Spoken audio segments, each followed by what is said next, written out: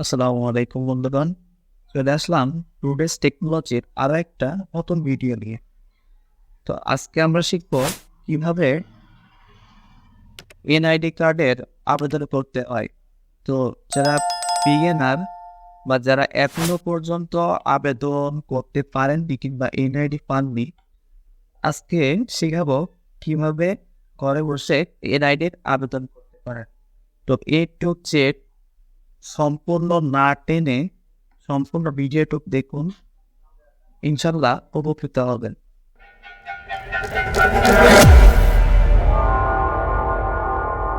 চলেন প্রথমে চলে যাই যে পার্টটা ব্রাউজার, আমি গুগল ক্রোমে বেছে নিই।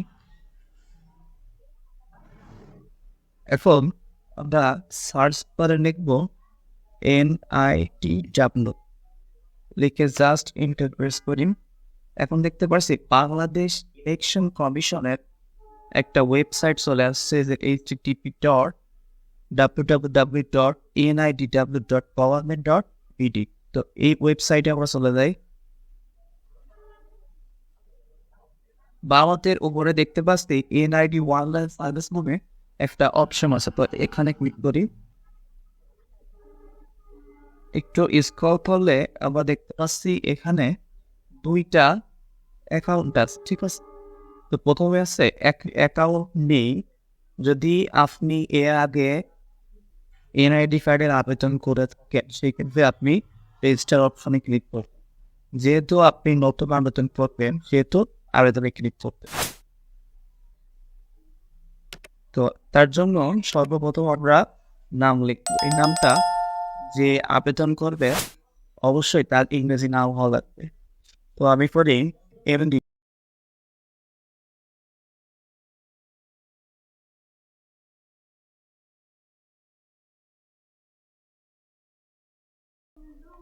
জন্ম তারিখ 2/2/1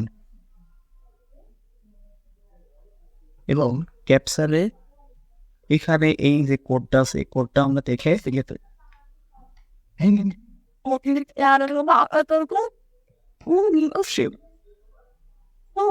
এখন আমরা দেখতে পাচ্ছি এখানে বামে পহল নামে একটা অপশন আছে।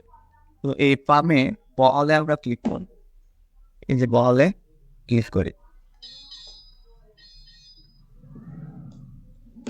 এখন এখানে আমি একটা নাম্বার ছিল, যে নাম্বারটা আমার এখন একটা SMS বা ওটিপি যাবে, তার জন্য নাম্বারটা আমি লিখে দিই। বার্তা বাটনে ক্লিক করি। এখন দেখতে পাচ্ছি যাচাই করার কোডটি 6 সংখ্যার একটা কোড যাবে আমার। এই কোডটা আমি এখানে দিয়ে দেবো। 105 থেকে একটা কোড যাবে।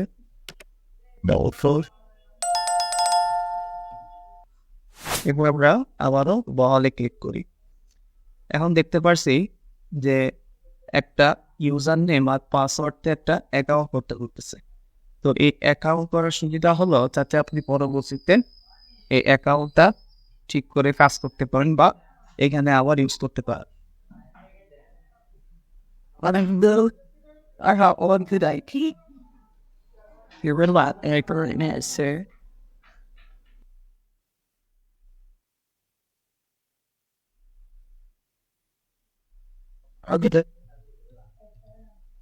এখন আমরা বহালে ক্লিক করি।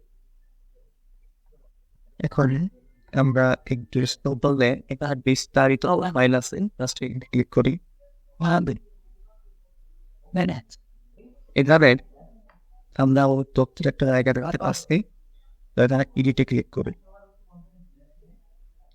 এরপর একটু স্ক্রল করলে আমরা এখানে ব্যক্তিগত আমার নাম, তথ্য ও ঠিকানা 3টা পাওয়ার দেখতে পাচ্ছি। তো এখন আমরা এখানে দেখতে পাচ্ছি নাম, এখানে আমরা বাংলায় নাম লিখব। তার জন্য এখান থেকে আমরা জাস্ট ইউনিফর্ম সিলেক্ট করি। আমি লিখব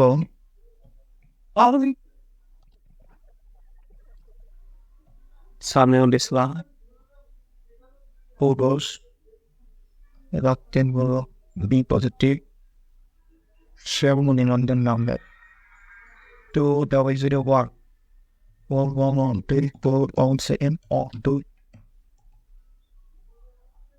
জন্মস্থান, ঠিকানা। এখন আমি যেখানে আবেদন করবো সেটা হচ্ছে ঢাকা বিভাগ, গোপালগঞ্জ জেলার, গাজীপুর জেলার। এবার আমি উপজেলা সিলেক্ট করব। আমার উপজেলা কালিয়াকৈর, এটা একটা শহরের অঞ্চল। সিটি কর্পোরেশন আমাদের এখানে নাই, সুতরাং আমরা এখানে ইউনিয়ন রে সিলেক্ট করতে পারি।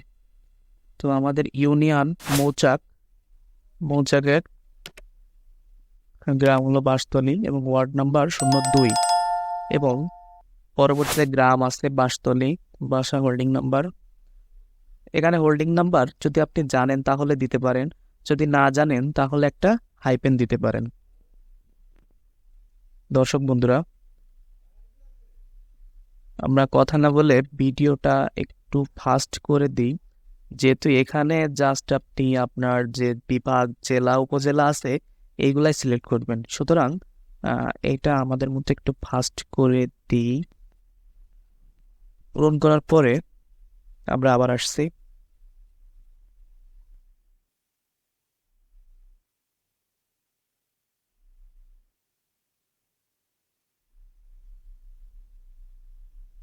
দেখতে পাচ্ছি আমরা পোস্ট অফিস সিলেক্ট করলে অটোমেটিক পোস্ট কোড নিয়ে নিচ্ছে, এবং আমি কোন এলাকায় ভোট দিব অবশ্যই সেই জায়গাটাও সিলেক্ট করা লাগবে, ভোটার এরিয়া।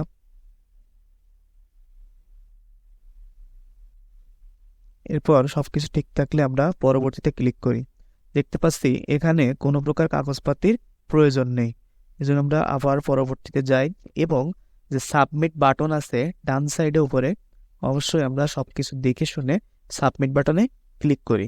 বন্ধুরা, এখন দেখতে পাচ্ছি আপনার একটি অ্যাপ্লিকেশন পেন্ডিং রয়েছে, অর্থাৎ আমাদের কাজ মোটামুটি শেষ। তো এই পেন্ডিং থাকা অবস্থায় উপরে ডান সাইডে আবার ডাউনলোড অপশন আছে, তো ডাউনলোডে ক্লিক করি। দেখতে পাচ্ছি আমাদের ডাউনলোড হচ্ছে।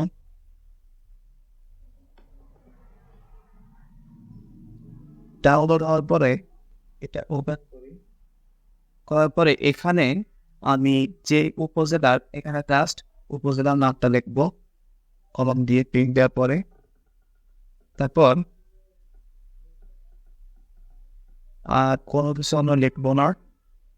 এখানে দেখতে পাচ্ছি 32 নম্বরে বাদ পড়া ভোটারদের ক্ষেত্রে বাদ পরিবার কারণ, এখানে একটা কারণ অবশ্যই উল্লেখ করা লাগবে। তো আপনি লিখতে পারেন যে আপনি অসুস্থ ছিলেন, কিংবা আপনি জানতেন না, কিংবা আপনার বয়স হয়েছিল না, এমন কিছু দিয়ে আপনি এখানে আবেদনকারী স্বাক্ষর বা টিপসই এখানে অবশ্যই আপনি সই করবেন। এখানে নিচে 43 নম্বর সই আছে, আবেদনকারী স্বাক্ষর ও টিপসই তারিখ, এটা অবশ্যই আপনি যেই দিন দিবেন সেই দিনকার তারিখ দিবেন আর সই করবেন অবশ্যই। এবং শনাক্তকারী ও যাচাইকারী এই দুইজনের সই, অর্থাৎ আপনি যদি ইউনিয়ন পরিষদের হন তাহলে মেম্বারের দিয়ে শনাক্তকারী স্বাক্ষর এবং যাচাইকারী চেয়ারম্যান দিয়ে করতে পারে, অথবা আপনি যদি সিটি কর্পোরেশন বা পৌরসভার ভিতরে হন সেই ক্ষেত্রে আপনি পৌরসভার চেয়ারম্যান দিয়ে আপনি স্বাক্ষর করায় জমা দিতে পারেন নির্বাচন কমিশনের অফিসের সাথে। এবং এই কাগজ, এই আবেদন ফর্মের সাথে কিছু কাগজপত্র অবশ্যই আপনাদের জমা দেওয়া লাগবে। তো কি কি কাগজ জমা দেওয়া লাগবে আমরা স্ক্রিনে দেখতে পাচ্ছি। তো এই কাগজগুলো অবশ্যই এক জায়গায় করে উপজেলায় বা কিংবা নির্বাচন কমিশন অফিসে জমা দিবে।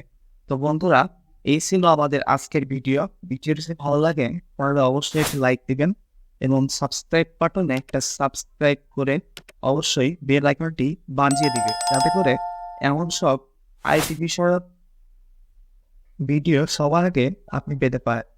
তো নতুন ভিডিও আসা পর্যন্ত ভালো থাকেন, সুস্থ থাকেন, এই কামনা করে আজকের ভিডিও শেষ করতেছি। আসসালামু আলাইকুম ওয়া রাহমাতুল্লাহি ওয়া বারাকাতুহু।